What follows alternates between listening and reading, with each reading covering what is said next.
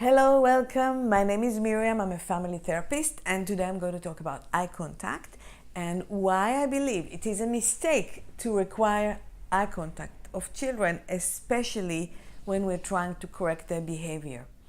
Now, obviously, some children find it difficult to look people in the eye, and they need to be taught to be better at it, and that is okay. But I believe that just requiring that they do it isn't the way to go about it. And I've got 3 reasons for you.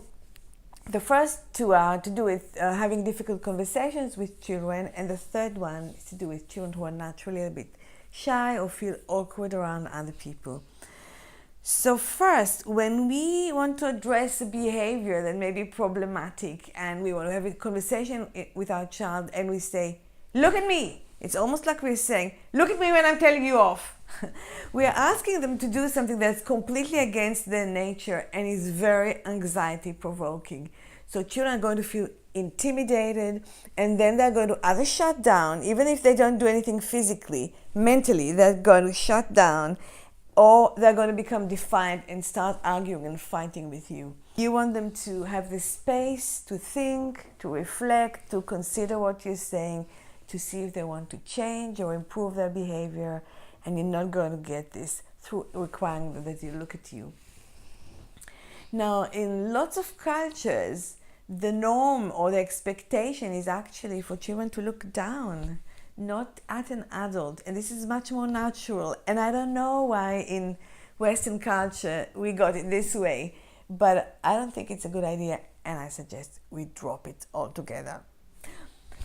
Now, the second reason I think you shouldn't require eye contact is your child may just refuse you. They may ignore you and continue to look away, or they may give you a kind of a fleeting look for a nanosecond and then look away. And what are you going to do then? Suppose you wanted to talk about the mobile phone that you found in your child's bed at night, which is against the rules, and your child doesn't look at you, you require that they do, they look away, and now you've got a conversation, a whole conversation to be had about attitude, about eye contact, about them looking at you or not looking at you. And the whole idea, the whole reason for the conversation gets lost. Nobody remembers the phone or bedtime anymore.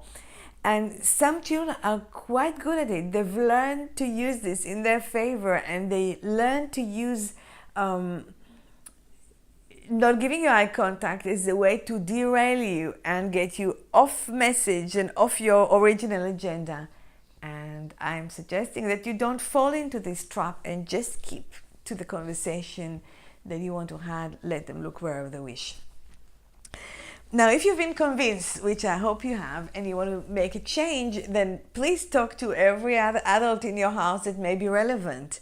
I'm just thinking of something that happened not a long time ago when I was giving a workshop, and a parent liked this idea, and she's had this conversation with her son, and she let him look down, and then his dad came in through the door and said, "Look at your mom when she's talking to you," and the whole thing went down the drain. So, okay, now the third reason is to do with children who are a bit shy or a bit awkward and feel embarrassed, and they don't give eye contact in everyday conversations. Nothing to do with correcting mistakes.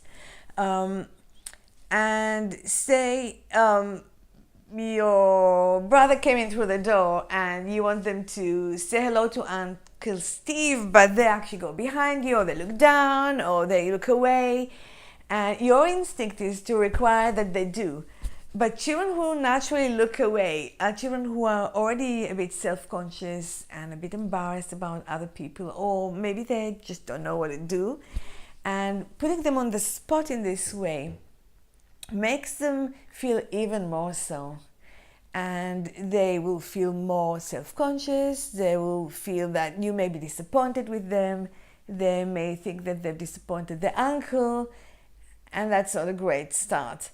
So better to encourage them in different ways and not to require in a situation that they look either at you or at another person. It doesn't usually work. Now, what can you do Well, if you're curious, like, subscribe, press the bell, and come back next week, because this is what I'm going to talk about in my next video. So I hope you're going to like this and enjoy your children. Thank you very much.